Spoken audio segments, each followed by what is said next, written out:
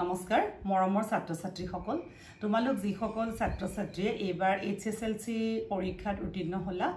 বিশেষতে ছাত্ৰীৰ কাৰণে এটা খুব ভাল স্কলাৰশিপ আছে সেই স্কলাৰশিপটোৰ নাম হৈছে নিযুত মইনা আঁচনি আৰু যিসকল ছাত্ৰ ছাত্ৰী ইতিমধ্যে হায়াৰ সেকেন্ডাৰী এডমিশন লৈছা অৰ্থাৎ তোমালোকে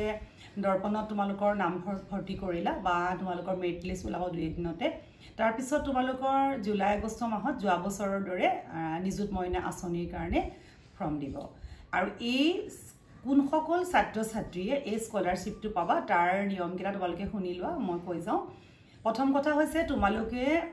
তোমালোকৰ মোবাইল নম্বৰ থাকিব লাগিব আৰু মোবাইল নম্বৰ তোমালোকৰ এক্টিভ থাকিব লাগিব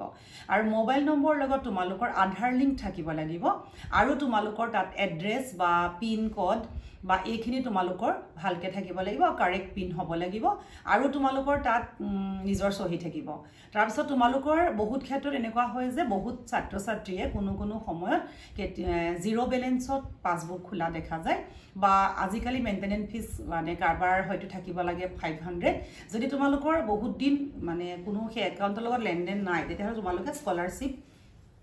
এপ্লাই কৰাৰ আগতে তোমালোকে সেই একাউন্টটো তোমালোকে ট্ৰানজেকশন কৰিবা যাতে হেতু মৰি থকা নাই যাতে এক্টিভ কৰি লবা আৰু দুই নম্বৰৰ কথা তোমালোকৰ যি একাউন্ট নম্বৰ থাকে এই ফৰ্মখন ফিল আপ কৰোতে একাউন্ট নম্বৰ আইএফএসসি কোড বা তোমালোকৰ সেইখিনি লিখিব লাগিব আৰু তোমালোকে যিখন ইনষ্টিটিউটত পঢ়া তাৰ তোমালোকৰ হেডৰ সহি থাকিব তাৰ পিছত ইয়াৰ লগে লগে তোমালোকৰ কি কৰিব লাগিব যে তোমালোকে এই আঁচনিৰ জৰিয়তে তোমালোকে লাভ কৰিবা মাহে 1000 কে টকা তে তোমালোকৰ মাহে 1000 কে হলে তোমালোকে 10 মাহত 10000 টকা পাবা আমাৰ যদিও এবছৰ 12 মাহে হয় তথাপি ইয়াত মানে জুন জুলাই মাহত তোমালোকক এই পেমেন্টটো দিয়া নহব আৰু এই আঁচনি যোৱা বছৰৰ পৰা আমাৰ মুখ্যমন্ত্ৰী মহোদয়ে ঘোষণা কৰিছিলে যোৱা বছৰ ইতিমধ্যে বহু ছাত্ৰীয়ে পালে যোৱা বছৰ 10 লাখ ছাত্ৰ ছাত্ৰীয়ে পাইছিলে হায়াৰ সেকেন্ডাৰী পাস কৰা ছাত্ৰীও আৰু বিএ পাস কৰা ছাত্ৰীও বিএড কৰা বা মাস্টাৰ্স কৰা এইখিনি ছাত্ৰ ছাত্ৰী পাবলৈ সক্ষম হৈছিলে এই বছৰ তাৰ সংখ্যা আৰু দুগুণ বৃদ্ধি কৰিম বুলি তেখেতে কৈছে আৰু তাৰ কাৰণে আমি কি কৰিব লাগিব গভৰ্ণমেন্ট স্কুলত পঢ়িলেহে অৰ্থাৎ তোমালোকে হায়াৰ সেকেন্ডাৰী বা কলেজ তোমালোকৰ গভৰ্ণমেন্টৰ হলেহে তোমালোকে এই আঁচনি পাবলৈ সক্ষম হবা আৰু ইয়াৰ পিছে তোমালোকৰ এই আঁচনিত অকল ধনী বা দুখীয়া বুলি কোনো কথা নাই এই আঁচনিত এমএলএ মিনিষ্টাৰৰ ছাত্ৰী ছোৱালী সকলেহে লব নোৱাৰিব তাৰ বাদে সকলোৱে লব পাৰিব যদি কোনো ছাত্ৰীয়ে ইচ্ছা কৰি নলয় তাত কোনো কথা নাথাকে আৰু এই আঁচনিৰ মূল কথা হল বাল্য বিবাহ বন্ধ কৰা আৰু এই সময়ছোৱাত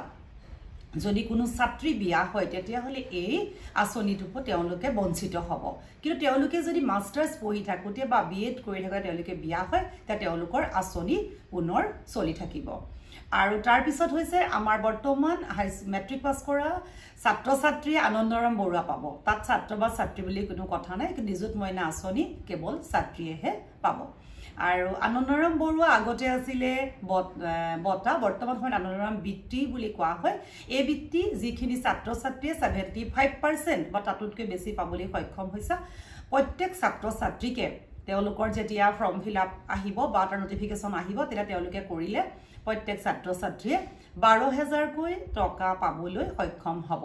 গতিকে আৰু ছাত্ৰসকলৰ কাৰণে ভাল খবৰ আহি আছে হেতু পিছত জনাম তোমালোকৰ যদি ভিডিওটো ভাল লাগিল তোমালোকে শেয়াৰ কৰিবা যিমান পাৰা বন্ধু বান্ধৱীৰ লগত সাবস্ক্ৰাইব কৰিবা কিবা থাকিলে কমেন্ট কৰি সুধিবা ধন্যবাদ